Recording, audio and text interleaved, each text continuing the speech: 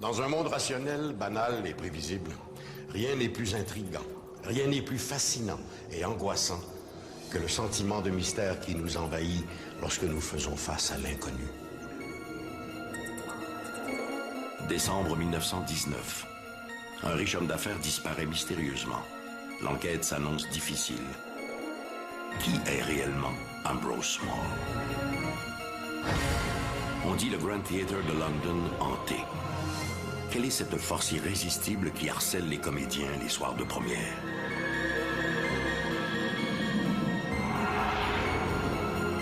Une famille de Amherst en Nouvelle-Écosse est tourmentée par un esprit maléfique. Quelle entité torture l'esprit de la jeune Esther Cox et pourquoi? Février 1970, c'est pratiquement la cohue à chaque soir au 237 Church Street à St. Catharines en Ontario. Tous les soirs, les policiers sont appelés sur les lieux. Le hic, l'intrus est un poltergeist. Rien n'est si angoissant et fantastique que l'inconnu. Ici Michel Dumont. Bienvenue à Dossier Mystère.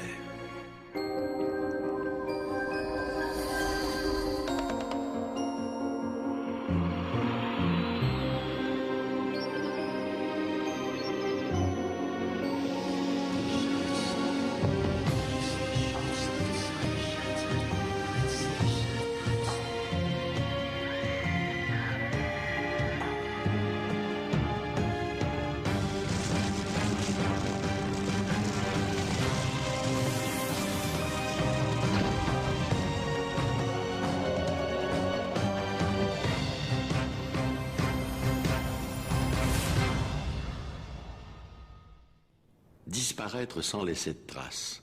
Voilà un scénario digne de Sherlock Holmes. Mais dans la réalité, disparaître ou faire disparaître quelqu'un est beaucoup plus difficile qu'il n'y paraît.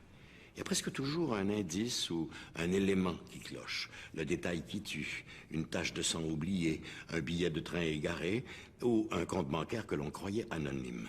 Néanmoins, il arrive à l'occasion que les policiers soient confrontés à ce qui paraît a priori la parfaite disparition. Et l'affaire est d'autant plus inquiétante quand le cher disparu est l'un des hommes les plus riches du Canada.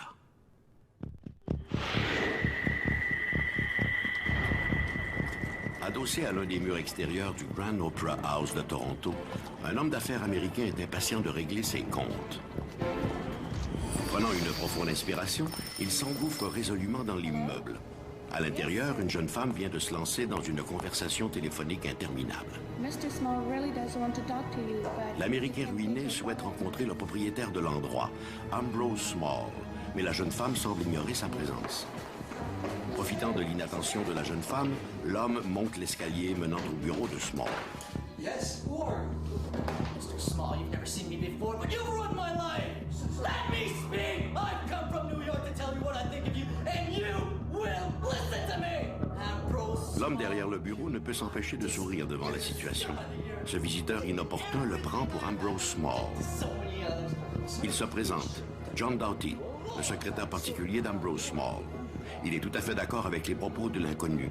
Son patron est définitivement le plus beau salaud en ville. Indécis sur l'attitude à adopter, l'homme au chapeau accepte la main tendue vers lui. Ambrose Small va être épargné, du moins cette fois. Né en Ontario en 1863, Ambrose J. Small commence très tôt son ascension dans le monde des affaires. À 13 ans, embauché comme plongeur au luxueux Warden Hotel de Toronto, l'adolescent commence à faire des petits boulots plus ou moins illicites pour ses employeurs. Small se montre particulièrement doué pour tout ce qui touche la tenue de livres. Il devient vite l'intermédiaire numéro 1 entre les plus riches joueurs de la ville et leurs bookmakers. À la même époque, le jeune Small se déniche un second emploi comme ouvreur au Grand Theatre. Et rapidement, il passe d'ouvreur à responsable de la programmation et n'hésite pas à mettre à l'affiche des pièces jugées ouvertement scabreuses pour l'époque, telles que Bertha the Sewing Machine Girl. À cette époque, Ambrose Small était sans doute le plus brillant homme d'affaires canadien jamais associé au Théâtre national. Pour ses salles, il mettait à l'affiche les plus grands noms de la scène. Imaginez par exemple le théâtre de votre quartier mettant en vedette durant une même semaine des noms aussi prestigieux que Céline Dion, Elton John et Luciano Pavarotti. Small avait le flair pour deviner ce que les Canadiens désiraient voir. Et cela lui assurait un incroyable succès. Avec les années, le petit plongeur du Warden se transforme en un redoutable homme d'affaires. Il fait bientôt l'achat de modestes théâtres dans la région, mais son rêve est d'acquérir le Grand Opera House de Toronto. Pour lui, il n'y a que le résultat qui compte. Small se montre un homme d'affaires dur et redoutable. Ambrose Small devient riche et puissant. Ses ennemis vont de pair avec ses succès. Il fréquente le monde interlope de la métropole et s'impose comme un habitué des champs de course. Tout le monde savait que Small était un joueur invétéré. Il lui arrivait d'aller jouer de l'autre côté de la rivière, en dehors de Toronto, là où, bien entendu, la police municipale n'avait plus aucune juridiction. C'était une activité que pratiquaient aussi de nombreux gentlemen, des habitués des plus prestigieux clubs de Toronto. En d'autres termes, Small n'agissait pas en voyou en s'adonnant au jeu. C'était d'ailleurs un excellent joueur. Il était plutôt chanceux. Son penchant pour les femmes est tout aussi notoire. On le voit aussi bien avec de jeunes starlettes qu'avec des femmes de petite vertu. Ambrose Small était un coureur de jupons notoire. Il faut se mettre dans sa position. Voilà l'un des hommes les plus influents du théâtre canadien qui côtoie chaque jour de jeunes choristes, souvent prêts à tout pour se faire une place dans le monde du divertissement. En pareil cas, beaucoup d'hommes auraient été tentés par la situation. Ambrose Small, lui, n'a pas seulement été tenté. Il y a succombé sans retenue. À 39 ans, à la surprise générale, Ambrose Small épouse Teresa Corman, riche héritière des distilleries Corman.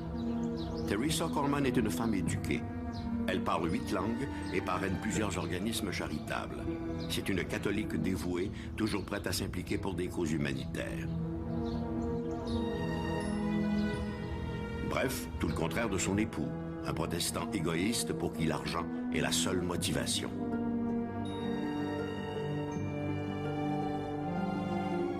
Ambrose Small voit en Teresa Corman un investissement et il en profite. Grâce à l'argent de sa femme, il peut réaliser son rêve, acheter le Grand Opera House de Toronto. Il y emménage son bureau et fait construire une pièce secrète pour y recevoir ses charmantes visiteuses, des infidélités sur lesquelles sa femme ferme les yeux. En 1919, Ambrose Small est au sommet de sa gloire. Il possède quelques 90 théâtres et salles de concert en Ontario. Mais le cinéma gagne en popularité. Small voit dans cet engouement un signe avant-coureur du déclin du théâtre. Il est temps, croit-il, de se départir de ces salles. Le 2 décembre 1919, Ambrose Small s'est rendu au bureau de la Compagnie des théâtres Trans-Canada, où il a signé un contrat de vente pour la totalité de sa chaîne de théâtre, une transaction de quelque 1,9 million de dollars, l'une des transactions les plus lucratives de l'histoire du divertissement en terre canadienne. Le matin même, il reçoit un chèque d'1 million de dollars que sa femme Teresa s'empresse d'aller encaisser à la banque. Midi, il informe son fidèle secrétaire, John Doughty, que les nouveaux propriétaires souhaitent retenir ses services comme secrétaire et directeur artistique. John Doughty était le secrétaire d'Ambrose Small, mais il n'avait pas beaucoup d'estime pour lui. L'histoire raconte que Small introduisait souvent dans ses contrats des clauses douteuses qui le favorisaient au détriment de son client. Or, lorsque le client en question découvrait l'arnaque et s'en prenait à Small, Small répliquait « C'est la faute de mon idiot de secrétaire ». Il appelait alors Doughty pour l'engueuler et l'humilier devant le client. On comprend qu'après quelques séances du genre, Doughty n'a commencé à éprouver que du mépris pour son ancien patron. Small festoie aussi en compagnie de son avocat. Il est de bonne humeur et le champagne coule à flot. Vers 17h30, le magnat quitte son bureau du Grand Opera House et s'arrête un instant au kiosque à journaux de Ralph Savine pour y acheter le New York Times. Mais la tempête de neige qui s'abat alors sur tout l'est des États-Unis a retardé la livraison du journal. En colère, Small vocifère et lance au commis une poignée d'injures. Ralph Savine sera le dernier homme à voir Ambrose Small vivant. Il s'est écoulé un certain temps avant que la police ne soit informée de la disparition de Small. On raconte que Small était connu pour organiser des soirées scabreuses avec ses choristes. Or, sa femme, qui était bien au fait de ses faiblesses, fermait les yeux sur ses escapades. Mais au fur et à mesure que les semaines ont passé, et nous parlons ici de presque un mois, l'inquiétude a gagné ses proches, et en particulier son avocat, E. Flock, qui avait son bureau à London. En lisant la correspondance que Flock a adressée à ses associés, on y devine cette inquiétude grandissante.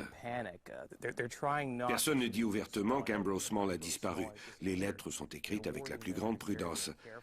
Mais au début du mois de janvier 1920, ils reconnaissent qu'il est temps de faire quelque chose. C'est à ce moment-là qu'ils informent la police de la disparition d'Ambrose Small. Pendant que les policiers fouillent chacun des théâtres du controversé homme d'affaires à la recherche d'indices, Teresa Small fait publier un avis de récompense de 50 000 $ à quiconque permettra de retrouver son mari, mort ou vif. La police a commencé par reconstituer le fil de ce qui pouvait s'être passé. L'opinion générale était que Small avait peut-être été assassiné dans le théâtre et son corps brûlé dans la fournaise située au sous-sol. Ils ont fait tout ce qu'ils pouvaient pour retrouver Ambrose Small. Ils ont offert une récompense et ont suivi tous les indices possibles. Ils se sont même rendus à London, en Ontario, à des centaines de kilomètres de Toronto, où ils ont passé son théâtre au peigne fin, espérant y trouver son corps caché quelque part. Cela dit, je ne crois pas qu'il s'agissait d'une enquête policière approfondie.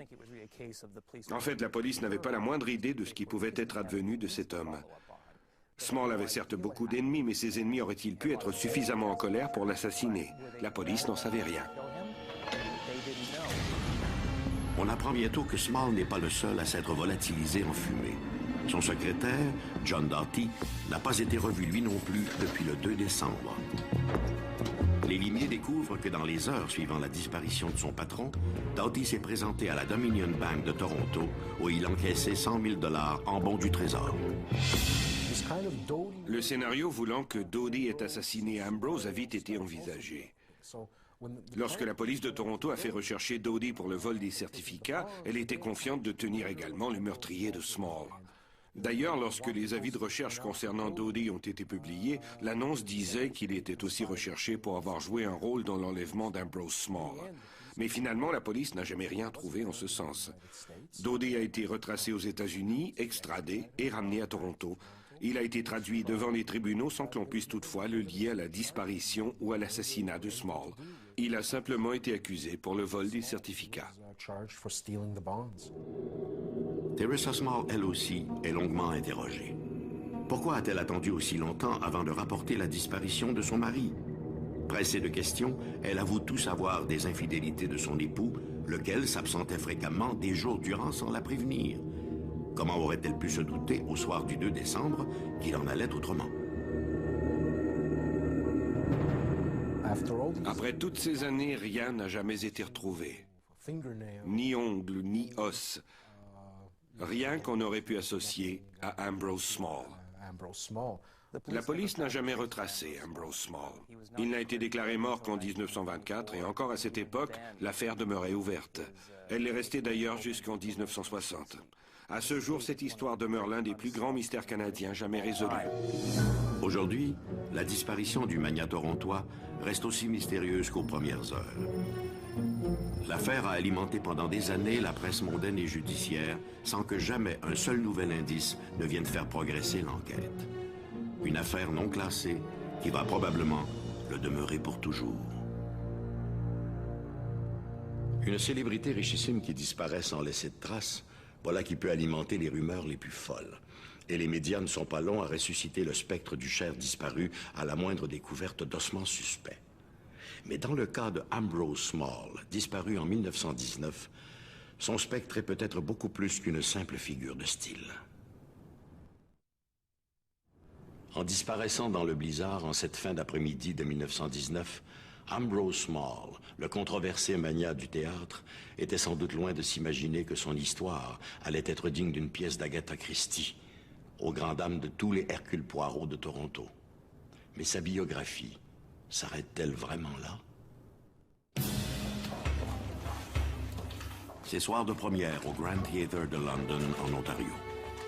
En coulisses, les comédiens récitent mentalement leurs textes pendant que les techniciens s'affairent aux derniers ajustements.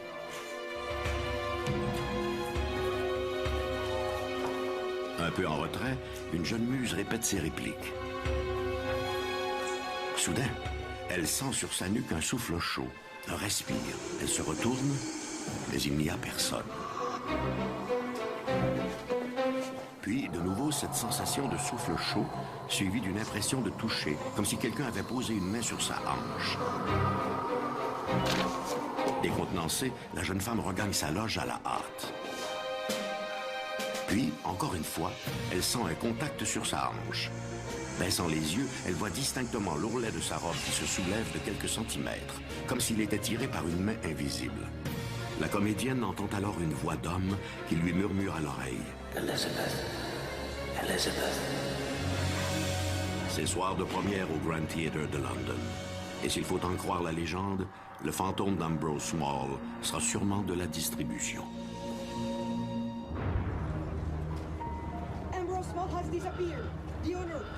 En 1919, un drame étrange s'abat sur le Grand Theatre. Son propriétaire, un homme d'affaires riche et puissant, Ambrose Small, disparaît mystérieusement. Ambrose Small régnait sur tous les théâtres du sud-ouest de l'Ontario. À l'ouverture du Grand Théâtre en 1901, Small en était le propriétaire. Lorsqu'il a vendu son empire, il a encaissé son chèque et avec 100 000 $ en poche, il a disparu. On ne l'a jamais revu, sauf sous la forme d'un fantôme qui arpente les corridors du Grand Théâtre. Je ne savais rien de la légende du fantôme avant de commencer à travailler ici. Mais assez rapidement, je me suis documentée et j'ai colligé le plus de récits possibles à son sujet. Depuis qu'Ambrose Small a disparu, son fantôme a souvent été rapporté ici au théâtre. L'une des rumeurs les plus persistantes est qu'il ne rate jamais un soir de grande première, toujours assis dans son ancienne loge. Ambrose est généralement aperçu, ou prétendument aperçu, au balcon, situé juste là. À l'époque, c'était son siège favori. On raconte que le soir même de sa disparition, le 2 décembre 1919, Ambrose Small, ou son fantôme, aurait été vu. Le soir de sa disparition, le gardien du théâtre l'avait rencontré. Pourtant, l'histoire raconte que Small a disparu à Toronto ce même après-midi. Il s'agit probablement de sa première apparition. Puis les manifestations se multiplient. En mai 1927, à la fin d'une représentation, l'actrice Beatrice Lillie croit reconnaître Ambrose Small. Celui-ci se tient au détour d'un corridor et lui fait signe de le suivre. Mais lorsque l'actrice s'approche, l'homme disparaît. Une autre histoire remonte à l'époque des rénovations du théâtre. Le fantôme aurait sauvé la Grande Arche, l'un des joyaux de ce théâtre, en provoquant la panne du tracteur chargé du déblaiement. On raconte qu'il ne restait que 2 briques pour soutenir l'arche quand Ambrose aurait occasionné cette panne. Les ouvriers ont alors réalisé la catastrophe qu'ils étaient sur le point de créer. Voilà comment a été sauvée cette magnifique arche qui se trouve au-dessus de nous. En juillet 1956, c'est au tour de l'actrice Charmian King de faire connaissance avec le fantôme d'Ambrose Small. Alors qu'elle s'apprête à quitter l'amphithéâtre, elle voit un homme qui se tient debout en haut d'un escalier. L'homme est diaphane, presque transparent. L'apparition est brève, mais suffisamment longue pour que l'actrice puisse détailler le personnage. Il s'agit d'un homme dans la cinquantaine, coiffé à la mode des années 1920 et portant une longue moustache. Lorsqu'on lui montre le lendemain une photographie d'Ambrose Small, Madame King est catégorique. Il s'agit bel et bien de l'homme qu'elle a vu. En 1960, durant une représentation du classique de Gore et Vidal, Visit to a Small Planet, les comédiens sont stupéfaits lorsqu'ils voient un siège du 4e rang s'abaisser tout seul, comme pour recevoir le postérieur d'un invisible spectateur. Puis, quelques minutes plus tard, le siège reprend sa position initiale. Je crois que le Grand Théâtre est hanté. Il y a tellement d'histoires qui ont été rapportées depuis son ouverture en 1901. Les apparitions d'Ambrose, rapportées aussi bien par des visiteurs que par des employés, sont si nombreuses qu'il est difficile de ne pas y croire.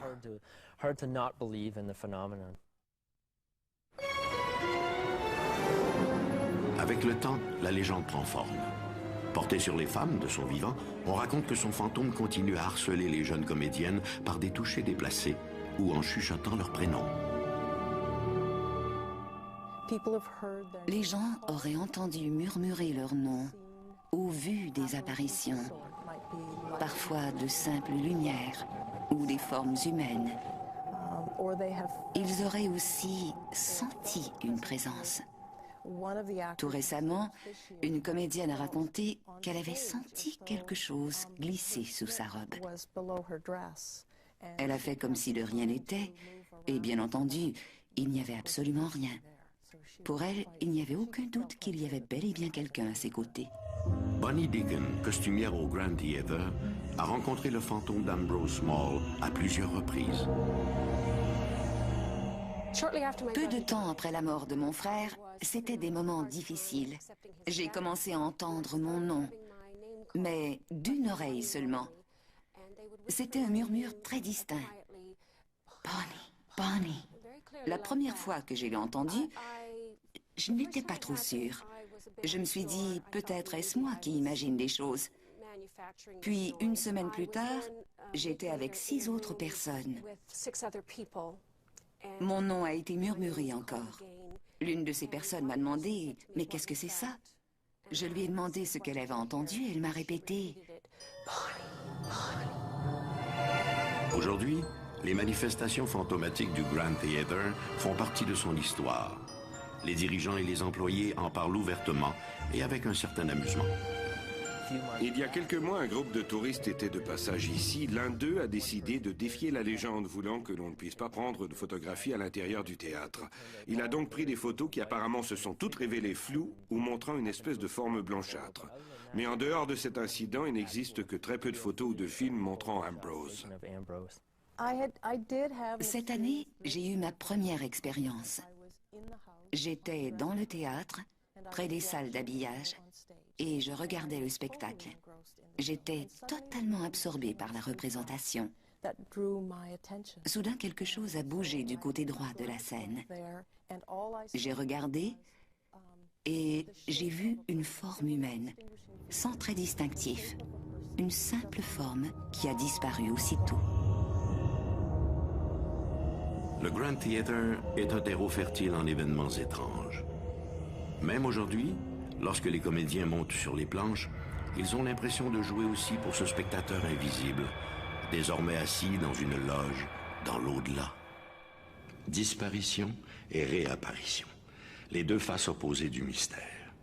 Au-delà de ces curiosités inexplicables, le Grand Theatre reste un monument dédié à la mémoire d'un homme dont la vie, et apparemment la mort, demeure digne d'un drame shakespearien. Un homme qui aurait pu faire sienne la célèbre maxime du dramaturge anglais « Être ou ne pas être ?» Voilà la question.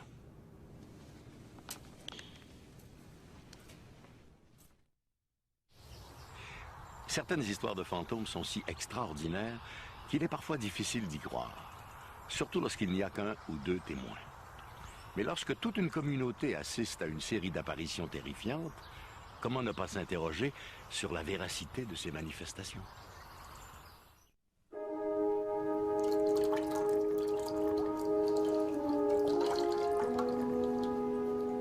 Dans la soirée du 4 septembre 1878, 2 sœurs, Jane et Esther Cox, se préparent pour la nuit.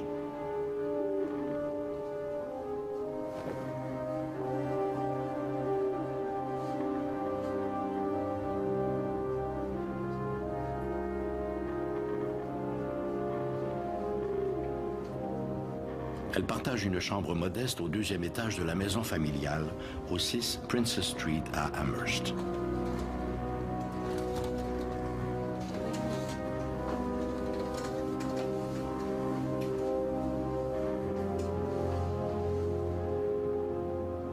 Jane s'endort rapidement, mais Esther, sous le choc d'une récente rupture, broie du noir.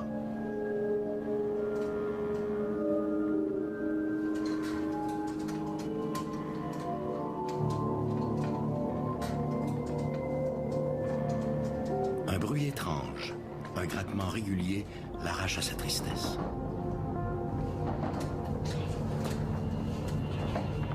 Jane, Tais-toi, murmure-t-elle à sa sœur. Écoute.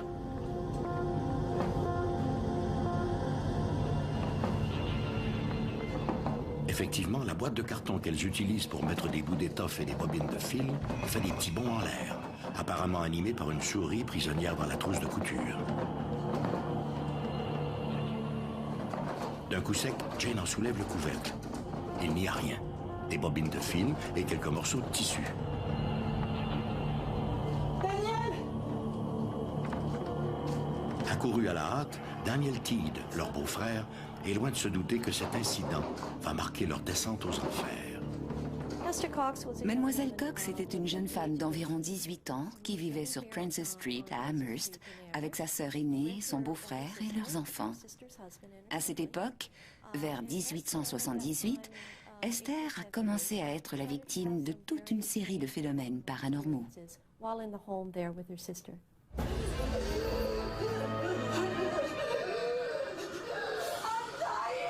Le lendemain, le 5 septembre, quelques minutes après s'être mise au lit, Jane est réveillée par les cris d'Esther. Prise de tremblement, Esther ne cesse de répéter « Je meurs, je meurs ». L'état d'Esther a de quoi inquiéter. Toute la maisonnée se retrouve à nouveau à son chevet. La jeune femme semble prise de démence. Elle répète des mots inintelligibles et secoue la tête, à l'instar d'une possédée. C'est alors qu'un claquement puissant, comme un coup de tonnerre, ébranle toute la maison. Esther s'écroule sur son lit et sombre dans un profond sommeil.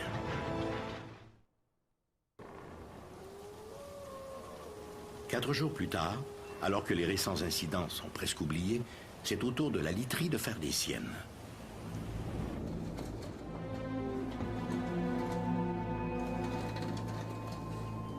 Alors que Jane vient de se coucher, ses draps et ses couvertures sont brusquement arrachés du lit et le même phénomène se répète avec la literie de sa sœur.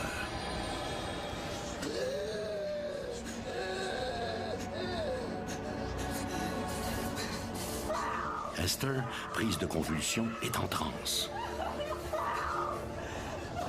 L'inquiétude règne dans le petit cottage de Princess Street.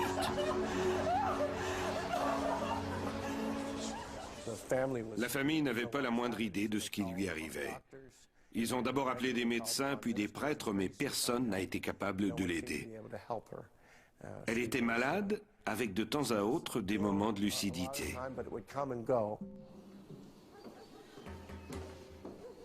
Demandé le lendemain, le médecin du village, le docteur Carreed, examine Esther, toujours alitée et fiévreuse.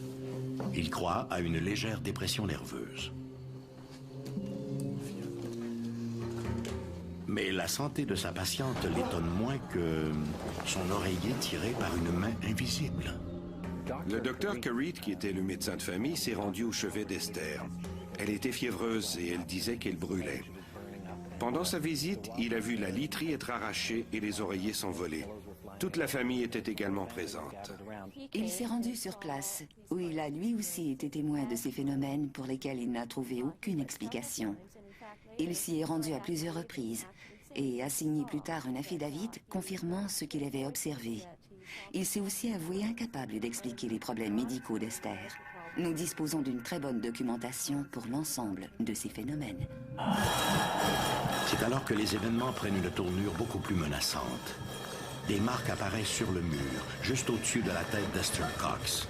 Des marques qui forment bientôt des lettres, puis des mots. Soudain, il y a eu un bruit, comme si quelqu'un raclait le mur au-dessus du lit d'Esther.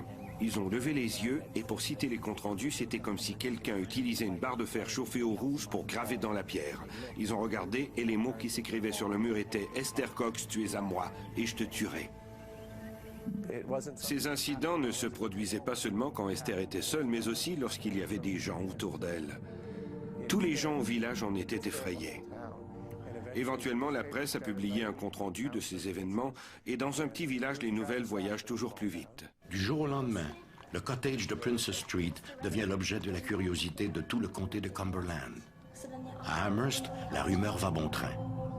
Et si Esther Cox était possédée? Il y avait de nombreuses choses qui se produisaient dans la maison.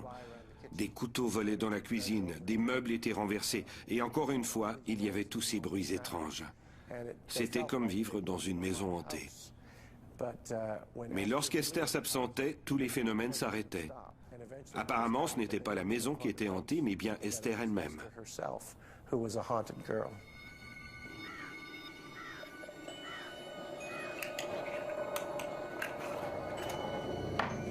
Ne dit-on pas qu'un prêtre méthodiste, venu chez les Cox pour y prier, aurait vu un seau plein d'eau bénite se mettre à bouillir en présence de la jeune femme?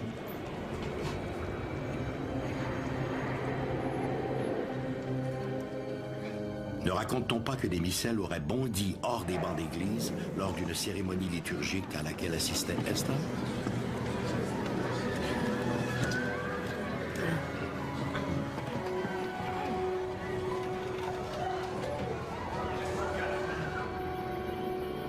Graduellement, l'état de santé d'Esther s'est détérioré. Pour son bien-être, sa famille décide de l'envoyer pendant 2 semaines chez une autre de ses sœurs à Sackville, au Nouveau-Brunswick. Durant toute sa convalescence, aucune manifestation insolite n'est rapportée ni à Amherst ni à Sackville. L'optimisme renaît. La maladie d'Esther Cox aurait-elle eu raison du malin?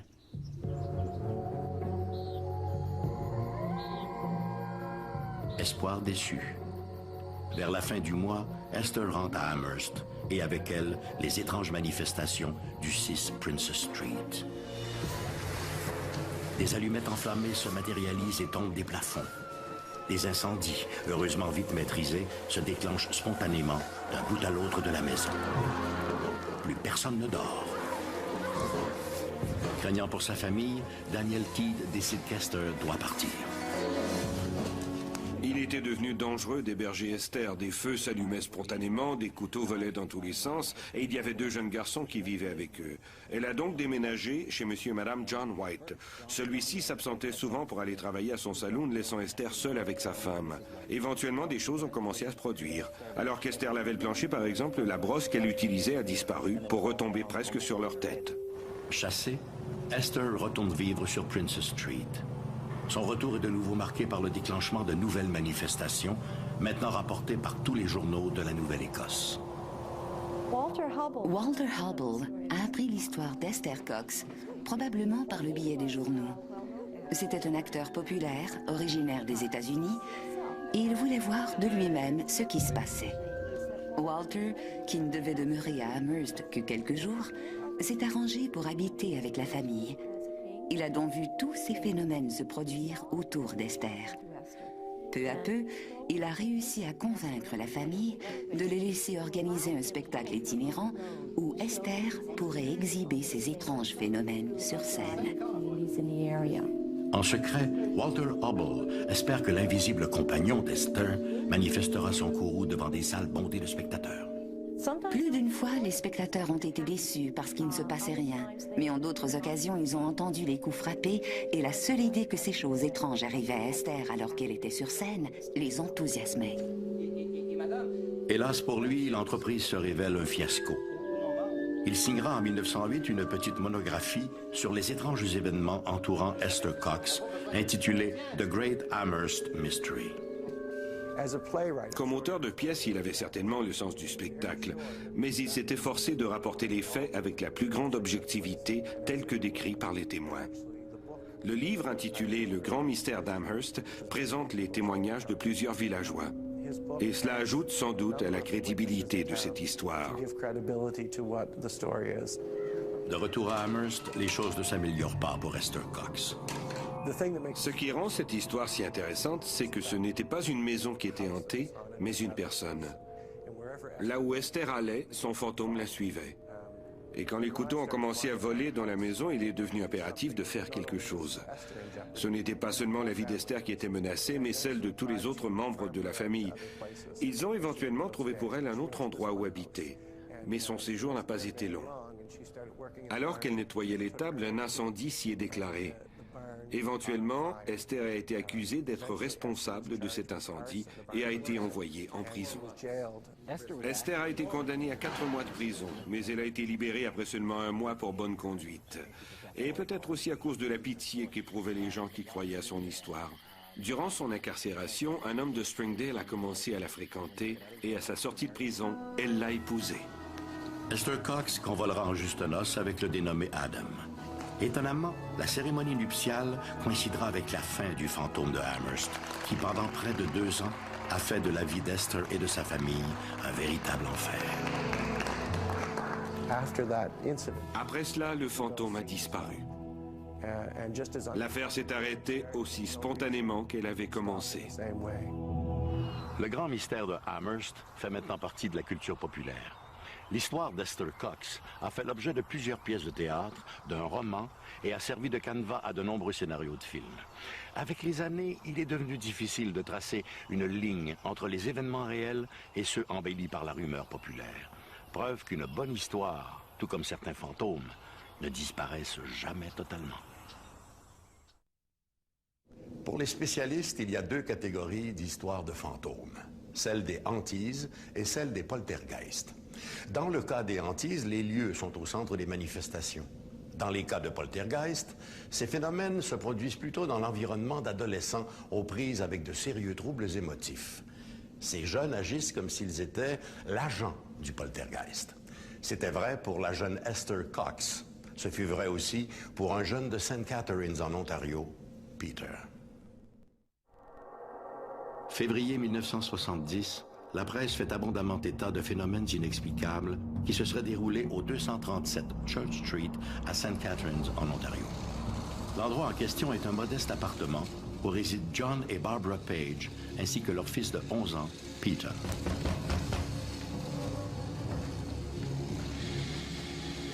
Quelques jours auparavant, c'est le constable Robert Crawford qui a été le premier policier à se rendre chez les Page pour dresser un rapport des événements qui s'y seraient déroulés.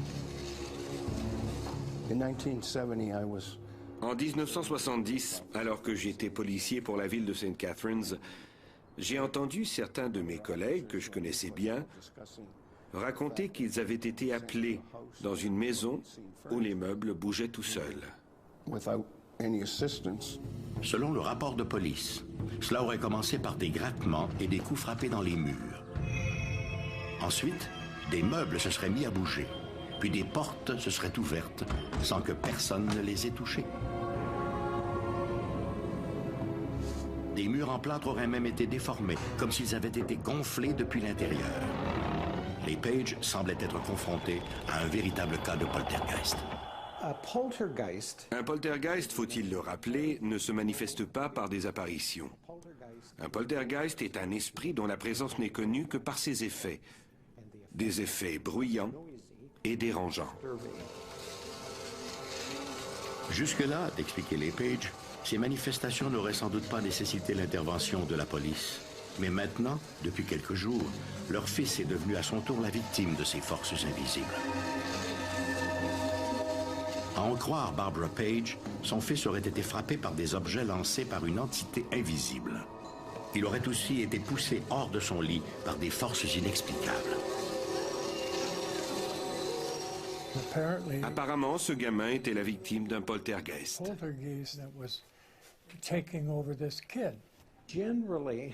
Généralement, on retrouve au cœur de ces affaires un adolescent, ou pour être plus précis, un préadolescent, garçon ou fille.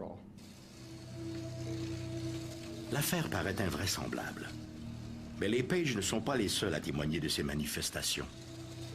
Un prêtre catholique, le père Stevens, présent au moment de la visite de l'agent Crawford, jure qu'il a vu lui aussi plusieurs de ces phénomènes, dont le lit du jeune Peter, qui aurait été poussé au milieu de la chambre, mu par quelques forces mystérieuses.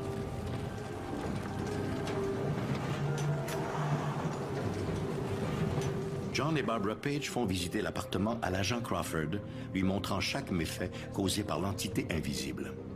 Ici, c'est un mur qui a été défoncé, là, une commode qui a été renversée. Puis alors que toute la troupe se tient dans le corridor menant aux chambres, le groupe entend un vacarme venant de la cuisine. La table a été déplacée et les chaises renversées. Les Page répètent que c'est là le genre de phénomène auquel ils sont confrontés depuis plusieurs jours et qu'encore une fois, le point commun est la présence du jeune Peter. On s'est rendu sur place. Je me tenais à l'entrée du salon. La mère se trouvait ici, mon collègue était là, et assis de l'autre côté, il y avait un prêtre. Il portait le col clérical, et une religieuse. À un moment donné, le gamin s'est amené et s'est assis sur une chaise juste à côté de moi. Soudain, comme je parlais avec la mère, la chaise s'est littéralement envolée dans les airs. En voyant cela, le prêtre et la religieuse se sont signés. Quand vous voyez cela, vous éprouvez une étrange sensation.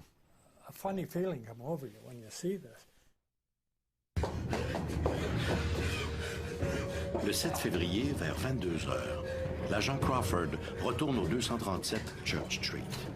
Dans l'escalier, il est interpellé par une femme visiblement en état de choc. Celle-ci lui raconte qu'elle revient de l'appartement des Page, où elle a vu un lit qui flottait littéralement dans l'air. Le policier se dirige directement vers la chambre et ce qu'il y voit le laisse pantois. L'une des extrémités du lit se tient à 60 cm du sol. Il n'est soutenu par aucun objet ou support. L'agent Crawford n'en croit pas ses yeux. Il s'agit d'un cas extraordinaire et bien documenté de hantise. Ce qui a été rapporté dans cet appartement est tout à fait surprenant. On a les rapports des policiers, et en plus des 3 ou 4 constables, on compte parmi les témoins un avocat et un prêtre venu là pour y pratiquer un exorcisme. Tous ces gens ont été témoins de phénomènes semblables à ceux décrits dans le film L'Exorciste. Dans les jours qui suivent, au moins 5 autres policiers de St. Catharines vont être témoins d'événements étranges au 237 Church Street. Toutes ces manifestations semblent tourner autour du jeune Peter. Je pense que les enfants ont l'esprit plus ouvert que les adultes. D'ailleurs, le phénomène des poltergeists est généralement lié à des adolescents, en fait beaucoup plus qu'à de jeunes enfants, à cause des nombreuses transformations auxquelles ils font face tant sur le plan psychologique que physique. À la fin de la journée, le jeune Peter, qui vient tout juste d'entrer à la maison, est stupéfait lorsqu'il voit un journal flotter littéralement dans les airs. Le journal reste suspendu quelques secondes, puis il est violemment projeté en plein visage du garçon. Les parents étaient inquiets pour la sécurité de leur fils. Le père craignait aussi que son nom soit publié dans la presse et que son garçon devienne l'objet de moqueries à l'école. Les craintes se matérialisent. Le journal local, The Standard, tire sur 5 colonnes la manchette qui déclenche un véritable cirque médiatique. Des 4 coins du pays et même de l'étranger, des dizaines de journalistes, d'experts ou de simples curieux téléphonent aux autorités. Tous veulent en savoir davantage sur ces phénomènes inexplicables. Ils ont tout fait. Ils ont contacté des gens de l'environnement et d'autres experts qui ont testé le sol et tout le reste. Ils ont tout fait pour essayer de trouver une explication à ces phénomènes.